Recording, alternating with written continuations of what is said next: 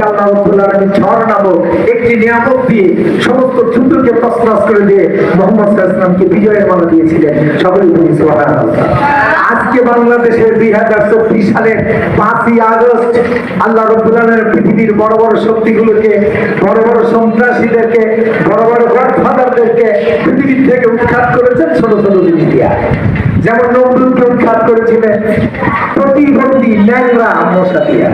যেমন 450 বছরের জালেম শাসক যে ছিল ফেরাউন, নাম শুনেছি, পরে আল্লাহ পৃথিবীর থেকে নাই করে দিয়েছেন পানির মধ্যে সুবায় সুবায় মারিয়া। 3 নম্বর হচ্ছে আমার নবীর জামানার ফেরাউন আবু জেহেল।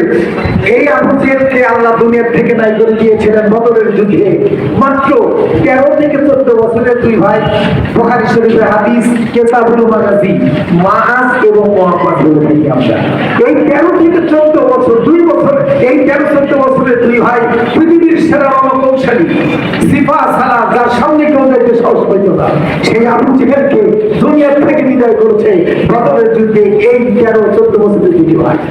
বাংলাদেশের 16 বছরের স্বৈরাচারিণী, রক্ত পিপাসু ডাইনি, গণতন্ত্র হরণকারিণী, ছাত্রদের শিক্ষা ব্যবস্থা তছনছকারিণী, ছাত্রদের জীবনকে শেষ করে দেওয়ার মহানায়িকা, এই শয়তান মহিলাকে পৃথিবীর থেকে, বাংলাদেশের জমিন থেকে আল্লাহ আউট করলেন যাদের দিয়া, তাদের নাম হলো ছাত্র জনতা। এজন্য সেই আব্রাহাম আইনি কাবা ভাঙতে এসেছিল, আল্লাহ যেমন পাঠিয়েছিলেন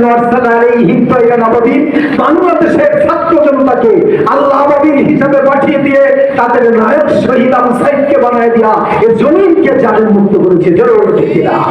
সুতরাং বৈষম্য বিরোধী স্লোগান দিয়ে যেই ছাত্ররা আমাদের দেশের স্বাধীনতার নতুন সূর্য উদিত করেছেন, এই জমিন যদি আমরা সেই বৈষম্য বিরোধী ভাবেই চালাইতে চাই, তাহলে আজকের আলোচ্য বিষয় সিরাতুন নবী, বিশ্ব নবী মুহাম্মদ রাসূলুল্লাহ সাল্লাল্লাহু আলাইহি ওয়াসাল্লামের ব্যক্তি জীবন, পারিবারিক জীবন, সামাজিক জীবন, রাজনৈতিক জীবন, অর্থনৈতিক জীবনের প্রত্যেকটি দিক আল্লাহর জমিনে যদি কায়েম করতে পারি, আমি 100% গ্যারান্টি দিয়ে বলতে পারি, কোটি % গ্যারান্টি দিয়ে বলতে পারি, এই জমিনে কোনো ক্ষেত্রে 100 পরিমাণ বৈষম্য থাকবে না।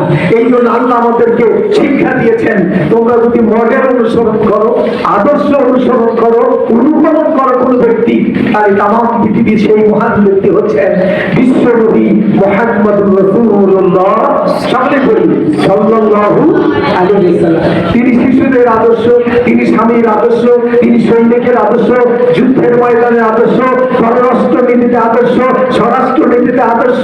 পৃথিবীর এমন কোন দিক এবং বিভাগ নেই যেই বিভাগে আমার নবী পদচারণা নেই। যেমন হাদিসে সুস্পষ্ট নবী বলছেন, বুইস্তু মুআল্লিমা, যেহেতু আমার এটা শিক্ষা প্রতিষ্ঠান, নবী বলছেন আমাকে শিক্ষক হিসাবে প্রেরণ করা হয়েছে। আপনি যদি আদর্শ শিক্ষক হতে চান, আপনি যদি আদর্শ শিক্ষক হিসাবে নিজের রস খ্যাতি সরাইয়া দিতে চান, তাহলে বিশ্ব নবীকে অনুসরণ করুন, অনুকরণ করুন এবং বিশ্ব নবীর আদর্শে আপনি আদর্শবান হন, তাহলে পৃথিবীতে আপনি সেরা আদর্শবান শিক্ষক হতে পারবেন। আল্লাহ পাক যে কোরআনে আয়াতে নবীকে অনুসরণ করা আমাদের জন্য ফরজ করে দিয়েছে, তাকে মডেল হিসেবে মানার জন্য বলেছেন, সেই আয়াতটি হচ্ছে সূরা হাজাবের আয়াত, লাকাদ কানা লাকুম ফি রাসূলিল্লাহি উসওয়াতুন হাসানাহ। পৃথিবীর মানব রচিত কোন মতবাদ, মানুষের রচিত মতবাদ দিয়ে পৃথিবীর মানুষের কোনদিন কল্যাণ হবে না। যে আইন, যে রুলস মানুষ বানায়, মানুষের কল্যাণ যদি করতেই হয়, মানুষকে যদি গুম, খুন, সন্ত্রাস, হত্যা, মদ, নেশা সবকিছু থেকে যদি মানুষকে ভালো করতেই হয়, তাহলে আল্লাহর কোরআনের আইনের কোনো বিকল্প নাই। এই জন্য আমরা কালেমা করে স্বীকৃতি দিয়েছি লা ইলাহা ইল্লাল্লাহ। এই কালেমার সঠিক অর্থ হলো আল্লাহ ছাড়া কোনো আইনদাতা নেই, আল্লাহ ছাড়া কোনো বিধানদাতা নেই। আর দ্বিতীয় অংশে স্বীকৃতি দিয়েছি মুহাম্মাদুর রাসূলুল্লাহ, আমাদের সবচাইতে জীবনের সকল ক্ষেত্রে মহান নেতা, মডেল এবং আদর্শ হলেন জনাব মুহাম্মাদুর রাসূলুল্লাহ সাল্লাল্লাহু আলাইহি ওয়াসাল্লাম। সুতরাং আল্লাহকে ইলে মেনে নেই জীবনের প্রতিটি ক্ষেত্রে, আল্লাহকে রব, আইন, আইনদাতা বিধানদাতা মেনে নেই, জীবনের প্রতিটি ক্ষেত্রে জীবনের প্রত্যেকটি কাজ আল্লাহ রাসূলের দেখা আদর্শে আমরা করব।